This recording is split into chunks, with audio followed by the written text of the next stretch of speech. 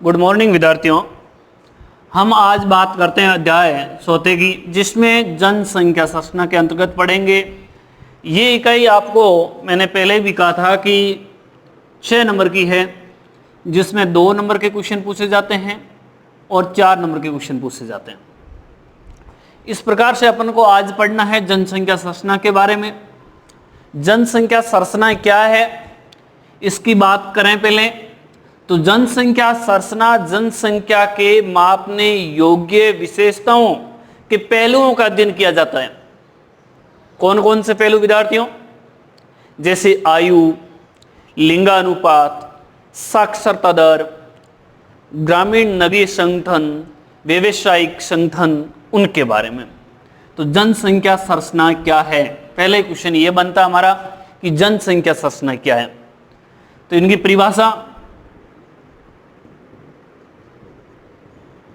परिभाषा के अंतर्गत पढ़ते हैं। जनसंख्या संरचना जनसंख्या के मापने योग्य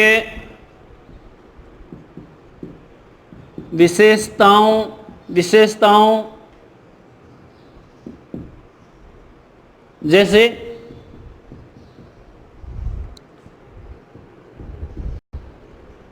आयु वर्ग, लिंगानुपात,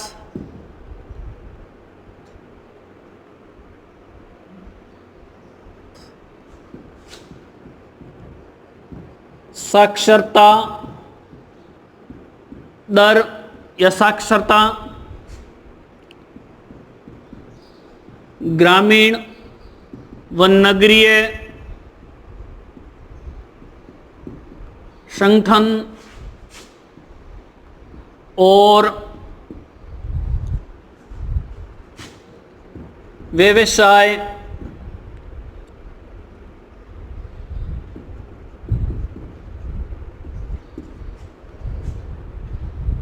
जैसे पहलुओं या अपन कह सकते हैं घटकों, पहलुओं का अध्ययन करना जनसंख्या संरचना कहलाता है या कहलाती है। जनसंख्या संरचना जनसंख्या के मापने योग्य विशेषताओं जैसे आयु वर्ग, लिंगानुपात, साक्षरता, ग्रामीण नगरीय संगठन और व्यवसाय जैसे पहलुओं का अध्ययन करना जनसंख्या संरचना कहलाती है। विद्यार्थियों ध्यान देना है, जनसंख्या संरचना के अंतर्गत जनसंख्या संरचना क्या है। जनसंख्या संरचना के अंतर्गत अपन क्या पढ़ते हैं? जनसंख्या के मापने योग्य विशेषताओं, जनसंख्या के मापने योग्य विशेषताओं जैसे आयु वर्ग, लिंगानुपात, साक्षरता दर, ग्रामीण नगरीय संगठन और व्यवसाय जैसे पहलुओं का अध्ययन करना जनसंख्या संरचना कहलाता है। अब कौन कौन से पहलू है विद्यार्थियों जनसंख्या संरचना के पहलू, इनको अपन विस्तार से पढ़ेंगे। तो पहले पढ़ेंगे आयु वर्ग, दूसरा अपन पढ़ेंगे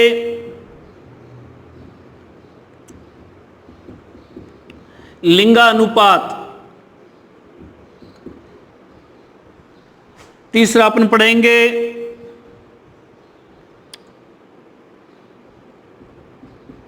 ग्रामीण व नगरीय संगठन, साक्षरता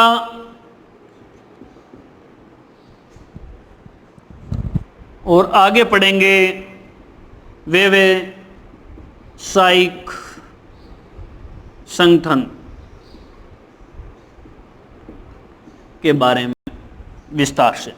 इस प्रकार विद्यार्थियों अपन अध्ययन करेंगे आयु वर्ग, लिंगानुपात, ग्रामीण नगरीय संगठन, साक्षरता दर और व्यावसायिक संगठन के बारे में। इस प्रकार, और इसके बीच में एक और पढ़ेंगे अपन, जनसंख्या संगठन। इनको अपन विस्तार से अध्ययन करेंगे। आयु वर्ग, लिंगानुपात, जनसंख्या संगठन, ग्रामीण नगरीय जनसंख्या संगठन, साक्षरता दर और व्यावसायिक संगठन के बारे में। तो पहला ही क्वेश्चन विद्यार्थियों ध्यान रखना है, जनसंख्या संरचना कैसे कहते हैं। तो जनसंख्या संरचना जनसंख्या के मापने योग्य विशेषताओं जैसे आयु वर्ग, लिंगानुपात, साक्षरता दर, ग्रामीण नगरीय संगठन और व्यावसायिक जैसे पहलुओं या घटकों का अध्ययन करना जनसंख्या संरचना कहलाती है। इसमें अपन क्या पढ़ रहे हैं विद्यार्थियों, आयु वर्ग। अब आयु वर्ग की बात करें विद्यार्थियों, आयु वर्ग के अंतर्गत तो आयु वर्ग को कितने वर्गों में बांटा जाता है, 3 वर्ग।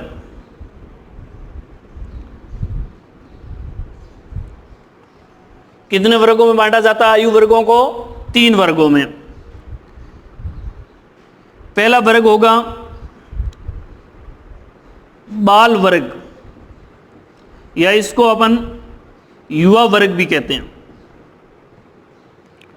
जो होगा 0 से 14 वर्ष के बीच। दूसरा होगा हमारा प्रौढ़ वर्ग, जो होगा 15 से 66 वर्ष।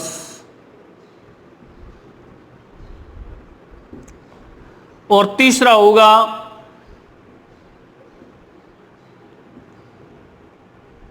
वृद्ध वर्ग, जो 65 वर्ष से ईयर से एबो ऊपर।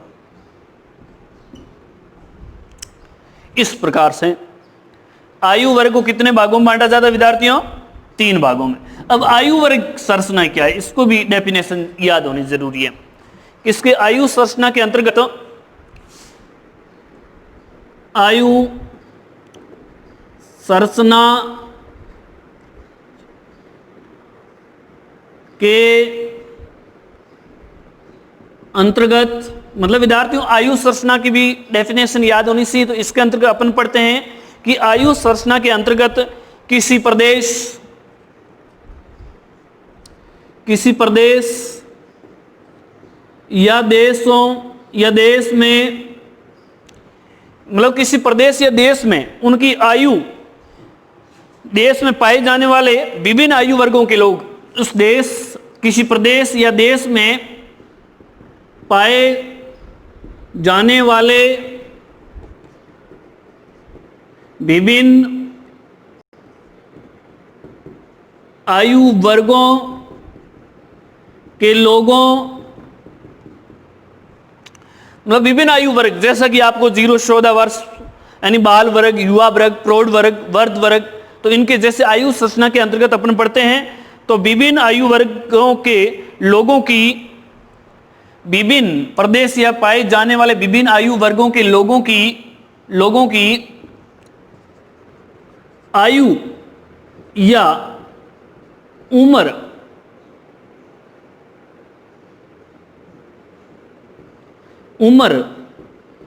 के अनुसार, जैसे आयु या उम्र, जैसे कि मैंने आपको लिखाया गया है बाल वर्ग और युवा वर्ग के अंतर्गत, तो आयु वर्ग के अनुसार वर्गों में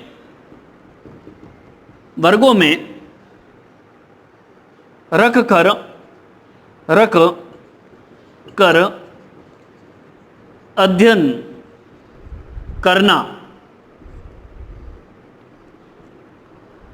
करना।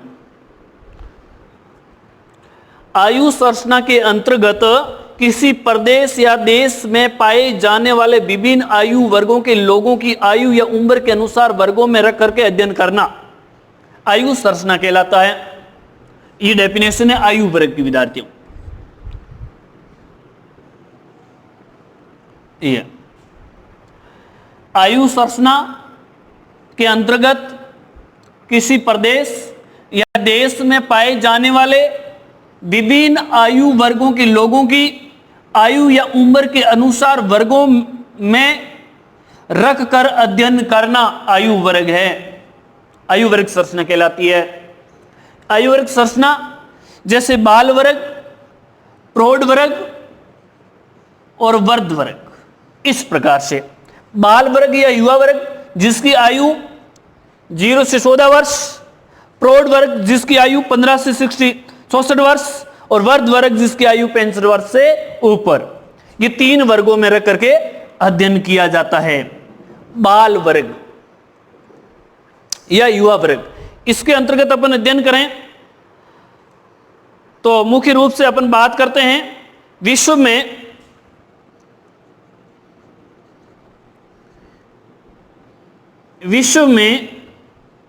युवा कितने प्रतिशत है। मान लीजिए पूछा जाता है कि विश्व में युवा कितने प्रतिशत है, तो आपको बताना है विद्यार्थियों, विश्व में युवा 35.2% है। विश्व में युवा कितने हैं? 35.2% हैं। इसी प्रकार अपन आगे बात करें तो विकसित देशों में अलग प्रकार से पाए जाते हैं और अलग। विश्व में युवा 35.2% है।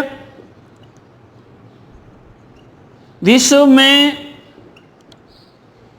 युवाओं का वितरण में विभिन्नता पाई जाती है। भिन्नता पाई जाती है। विश्व में युवा विभिन्नता मतलब अलग अलग प्रदेश में, जैसे अफ्रीका में सबसे अधिक युवा है, यूरोप में सबसे कम है, तो प्रादेशिक विभिन्नता पाई जाती है। ये भी अपन कह सकते हैं प्रादेशिक विभिन्नता पाई जाती है। प्रादेशिक विभिन्नता पाई जाती है। और विश्व में युवा कितने प्रतिशत है विद्यार्थियों? 35.2%। आगे अपन बात करें, जैसा कि विकसित देशों में युवा कम है, विकसित देशों में युवा कम है क्योंकि जन्म दर और मृत्यु दर दोनों ही क्या होती है? विकसित देशों में कम होती है। यानी कि विकसित देश आपने पढ़ा था जनसंख्या जनांकीय चक्र के अंतर्गत 5वीं अवस्था में, इसलिए जो विकसित देश होंगे उस देश में युवाओं की संख्या क्या होगी? कम होगी। कितनी विद्यार्थियों विश्व में? विकसित देशों में युवा 18.3% है, जबकि विकासशील देशों में ये जनसंख्या है विद्यार्थियों, ये अधिक पाई जाती है 32.2% विकासशील देशों में, क्योंकि विकासशील देशों में जन्म दर और मृत्यु दर दोनों ही उच्च होती है। इसलिए आपको पता ही है विद्यार्थियों, जन्म युवा अधिक होंगे। इस प्रकार हमने बाल वर्ग के अंतर्गत बात पढ़ी। ये आश्रित वर्ग भी है। ये आश्रित वर्ग है। कौन से वर्ग पर आश्रित है? प्रौढ़ वर्ग कैसा है विद्यार्थियों? कार्यशील वर्ग है। तो ये आश्रित वर्ग है। 2 वर्ग आश्रित वर्ग है, बाल वर्ग और वृद्ध वर्ग, और ये दोनों किस पर आश्रित है? प्रौढ़ वर्ग पर। भाई कमाने वाला गतिशील जनसंख्या कौन सी है? कार्यशील जनसंख्या कौन सी है? उत्पादक बढ़ाने में कौन सी वर्ग महत्वपूर्ण होता है? तो प्रौढ़ वर्ग। तो ये दोनों इस पर आश्रित हैं। 0 से विद्यार्थी स्टूडेंट, आप खुद विद्यार्थी हो, आप पिताजी पर निर्भर हैं, है ना? कमाने वाले पिताजी जिनकी आयु क्या होगी? यही होगी। इसी प्रकार वृद्ध व्यक्ति है, 65 ईयर से एबो है, तो वो भी प्रौढ़ वर्ग पर निर्भर है। तो ये भी आश्रित है, ये भी आश्रित है। इस किस पर? प्रौढ़ वर्ग पर। तो ये कैसा है? आश्रित वर्ग है। इसके अंतर्गत अपन बात करें तो जिन देशों में जन्म दर उच्च है वहां पर जनसंख्या क्या हो? युवाओं की जनसंख्या क्या होगी? अधिक होगी, जन्म दर उच्च है तो। और मृत्यु दर निम्न है तो उन देशों में क्या होगी? जनसंख्या सॉरी युवाओं की जनसंख्या कम होगी। तो ऐसा उच्च जन्म दर और उच्च मृत्यु दर कहां पाया जाता है? जो विकासशील देश है उसमें जन्म दर उच्च होती है, मृत्यु दर भी उच्च होती है। जैसे अफ्रीका के कई देश आपने, जैसे सोमालिया, इथोपिया, वहां पर युवा वर्ग अधिक है, ठीक है। अफ्रीका के अधिकांश देश जहां उच्च जन्म दर है, उच्च मृत्यु दर है, इस प्रकार हम बात कर रहे थे। तो ये हमने विशेषता किसके बारे में बात की? बाल वर्ग के अंतर्गत। अब आपसे पूछा जा सकता है किस महाद्वीप में युवा वर्ग अधिक है? तो बात करें अफ्रीका, अफ्रीका में सबसे अधिक है विद्यार्थी। अफ्रीका में आपसे पूछा जा सकता है युवा सबसे अधिक किस महाद्वीप में है? तो आपको जवाब देना विद्यार्थियों किस में है? अफ्रीका में 44.71%। 44.71% जनसंख्या अफ्रीका की है, वो युवाओं की, युवा वर्ग है। और उसके बाद अरे आपको पता है कि अफ्रीका महाद्वीप कैसा है? विकासशील है। तो विकासशील देशों में अधिकतर महाद्वीपों में जनसंख्या अधिक, उच्च जन्म दर और उच्च मृत्यु दर पाया जाता है।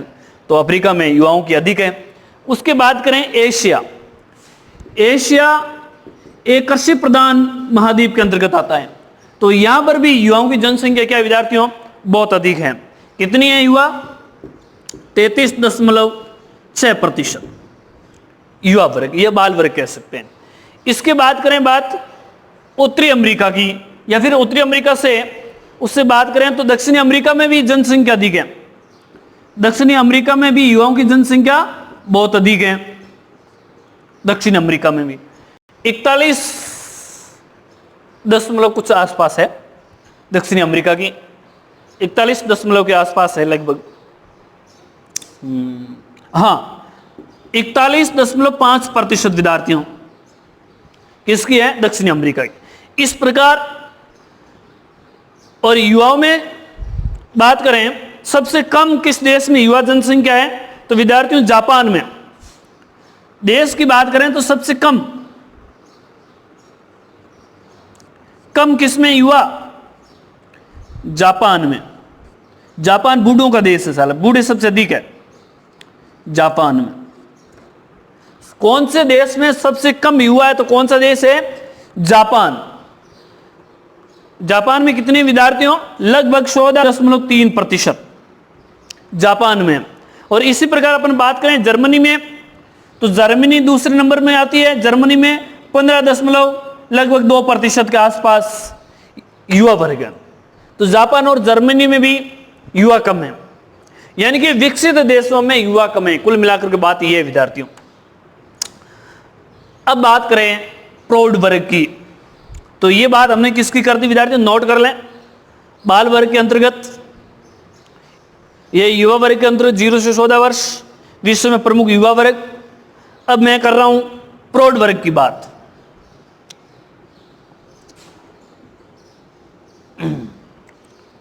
दूसरे बात करें प्रौढ़ वर्ग, जिनकी आयु कितनी विद्यार्थियों? 15 से 64 वर्ष के बीच। ये कैसी है? एक कार्यशील वर्ग है। कार्यशील वर्ग है। कार्यशील वर्ग इसलिए है कि ये दोनों वर्ग इस पर आश्रित है। ये वर्ग आर्थिक दृष्टि से उत्पादक है, प्रजननशील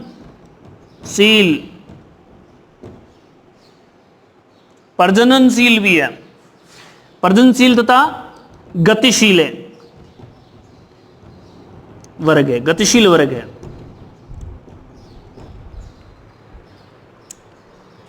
प्रौढ़ वर्ग, ये इसकी बात कर रहे हैं अपन प्रौढ़ वर्ग की, जिसमें 15 वर्ष से 64 वर्ष की आयु सम्मिलित की जाती है। और ये कैसा वर्ग है? गतिशील वर्ग है। इस वर्ग पर आपको पता है कि दोनों आश्रित वर्ग होते हैं, प्रौढ़ वर्ग पर अन्य दोनों वर्ग आश्रित होते हैं। अन्य दोनों कौन से विद्यार्थियों? वृद्ध वर्ग और बाल वर्ग। ये किस पर आश्रित होते हैं? प्रौढ़ वर्ग पर। ये गतिशील जनसंख्या है, गतिशील मतलब कार्य करते रहते हैं, उत्पादक है, आर्थिक दृष्टि से प्रजननशील है ये वर्ग। इस प्रकार हम पढ़ रहे हैं प्रौढ़ वर्ग के बारे में। अपन बात करें इस वर्ग के अंदर, तो ये विकसित देशों में, जिस देश में ये जनसंख्या अधिक होती है वो देश विकास की ओर बढ़ता है, अधिक विकास करता है। तो विकसित देशों में 67.1% के आसपास जनसंख्या है। और बात करें विकासशील देशों की, प्रौढ़ वर्ग विकासशील देशों में लगभग 62.2% है समथिंग ये जनसंख्या है। जैसा कि आपने पढ़ा था कि बाल वर्ग जो विकसित देशों में कितना है? 18%। विकसित वर्ग में कम है और विकासशील में अधिक ही है। इसी प्रकार ये समथिंग बराबर ही है विकासशील और विकसित देशों में। इस प्रकार हम बात कर रहे थे प्रौढ़ वर्ग के बारे में। अब अपन बात करते हैं, अगला हमारा वर्ग रहा है आयु वर्ग संरचना के अंतर्गत वृद्ध वर्ग।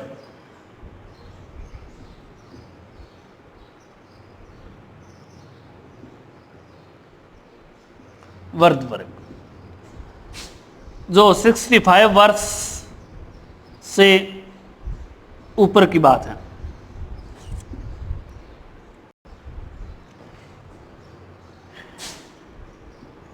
ये वर्ग आश्रित वर्ग है। किस पर आश्रित है? प्रौढ़ वर्ग पर। किस वर्ग पर? प्रौढ़ वर्ग पर। दूसरी बात करें विकसित देशों में, यानी कि विकसित देशों में वृद्ध अधिक होते हैं, ये आपको ध्यान रखना चाहिए। विकसित देशों में, जैसा कि मैंने आपको यहां बताया था, जापान में सबसे अधिक वृद्ध है ना। तो विकसित देशों में लगभग कितने हैं वृद्ध व्यक्ति? विकसित देशों में 14.6% है। और विकासशील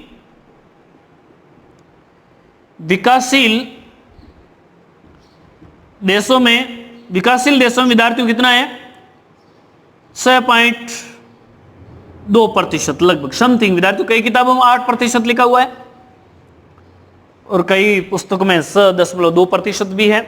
तो आपको विशेष ध्यान रखना विद्यार्थियों। इस प्रकार अपन बात करें जनसंख्या के बारे में, वृद्ध व्यक्तियों के बारे में, सर्वाधिक किस महाद्वीप में वृद्ध व्यक्ति है? तो बात करें कौन सा?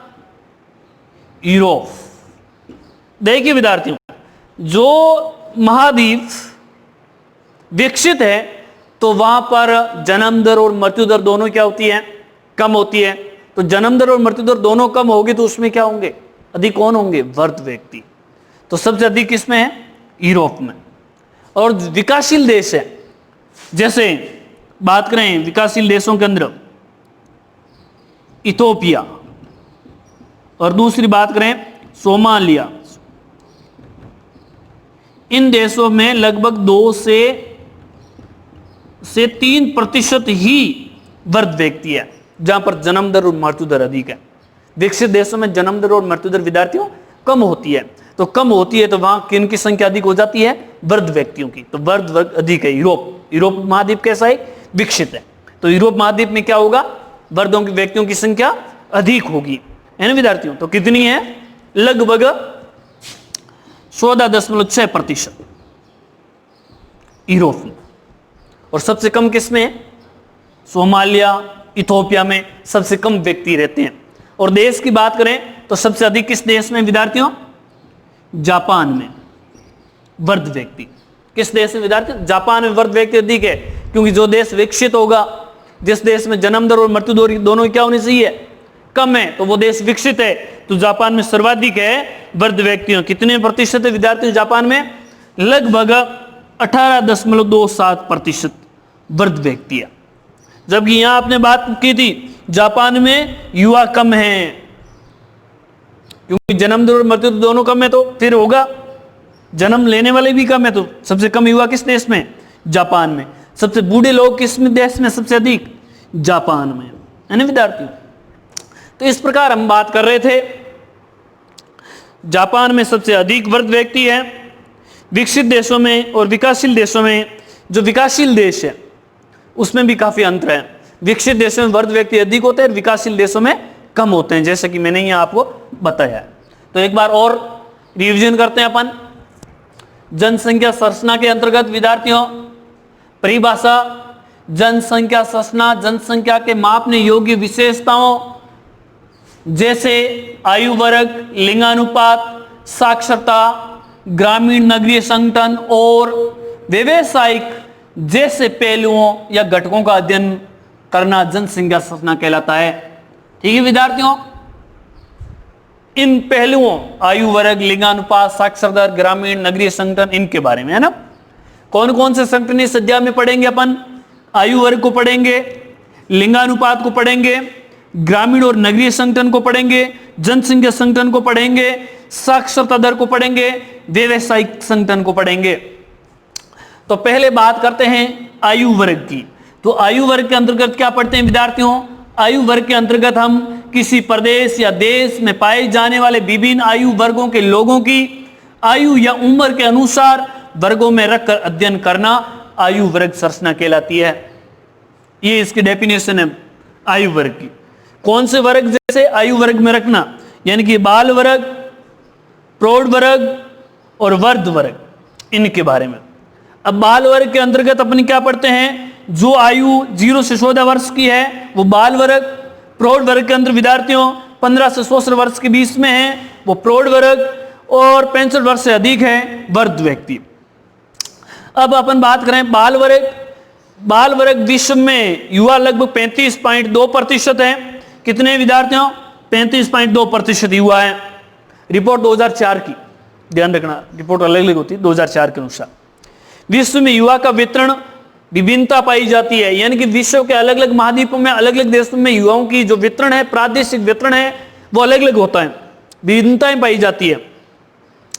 विकसित देशों में युवा 18.3% है, कम है विद्यार्थियों विकसित देशों में। यह आपको पहले भी पिछले अध्याय के अंदर पढ़ाया था। जनांकी संकरण सिद्धांत के अनुसार कि विकसित देश है वहां जन्म दर और मृत्यु दर दोनों कम होती है, तो कम होती है तो वहां युवाओं की संख्या कम होगी। विकासशील देशों में 32.2% है, और ये आश्रित वर्ग है। किस पर आश्रित रहता है विद्यार्थियों? प्रौढ़ वर्ग पर। सबसे अधिक किस महाद्वीप में हुआ है? अफ्रीका में। सबसे कम किस में होगा? सबसे कम यूरोप में, है ना। सबसे अधिक महाद्वीप 44.7% युवा है अफ्रीका महाद्वीप में। तो सबसे कम किस देश में मतलब युवा होंगे? तो जापान में सबसे कम युवा लोग। जापान में युवा कितने? मात्र 14.3%, और उसके बाद जर्मनी में। बात करें अब प्रौढ़ वर्ग की, तो प्रौढ़ वर्ग है जो 15 से 16 वर्ष के बीच है। ये कार्यशील वर्ग है, ये आश्रित वर्ग, ये आर्थिक दृष्टि से उत्पादक है, प्रजननशील है तथा गतिशील भी है। मतलब आर्थिक क्रियाएं, उद्योगों में लगे हुए, बिजनेसमैन में लगे हुए ये वर्ग, ये उत्पादन करता, देश का विकास करता है। जिस देश में ये वर्ग अधिक है वो देश जल्दी से विकास करता है। ठीक है ना विद्यार्थियों? तो इनकी बात कर रहे थे। प्रौढ़ वर्ग पर अन्य दोनों वर्ग आश्रित होते हैं, वृद्ध वर्ग और बाल वर्ग दोनों इस पर आश्रित होते हैं। विकसित देशों में 67.1% है। विकसित देशों में जनसंख्या अधिक है, इसका मतलब विकास कर रहे हैं, विकसित है, इसलिए यही है जो उत्पादन करने वाला वर्ग। और विकासशील देशों में भी 62.2% है। अब इस तरह बात करते हैं विद्यार्थियों अगले वर्ग की, जो वृद्ध वर्ग है। तो इसकी बात करें तो वर्ध वर्ग जो 65 वर्ष से ऊपर है ये वर्ग आश्रित वर्ग है, किस पर? प्रौढ़ पर, है ना। विकसित देशों में ये कितने प्रतिशत है? 14.6%। और विकासशील में 6 विकासशील जो देश, जिस देश की जन्म दर और मृत्यु दर अधिक है वो विकासशील ही होगा। और विकासशील देशों में वृद्ध व्यक्ति कम है, विकसित में अधिक है, क्योंकि विकसित देश में स्वास्थ्य सेवाएं वगैरह अवेलेबल होती है। जैसे यूरोप एक विकसित महाद्वीप है तो वहां पर वृद्ध सबसे अधिक है, कितने हैं? 14.6%। जापान एक विकसित देश उदाहरण के तौर पर समझते हैं तो जापान में सर्वाधिक बूढ़ों की संख्या, वृद्धों की जनसंख्या कौन से हैं? जापान 18.27%। इथियोपिया और सोमालिया में सबसे कम वृद्धों की संख्या है। इस प्रकार विद्यार्थियों आज हमने आयु वर्ग के अंतर्गत पढ़ा। अगले वीडियो में लिंगानुपात पढ़ेंगे, फिर जनसंख्या संगठन के बारे में पढ़ेंगे, फिर ग्रामीण और नगरीय संगठन के बारे में पढ़ेंगे, फिर साक्षरता और व्यवसायिक संरचना। इस प्रकार हमारा आयु वर्ग वाला ये टॉपिक कंप्लीट होता है। इस प्रकार जनसंख्या संरचना के अंदर कोई दिक्कत हो तो बता देना विद्यार्थियों। Thank you. कमेंट जरूर करें, कोई प्रॉब्लम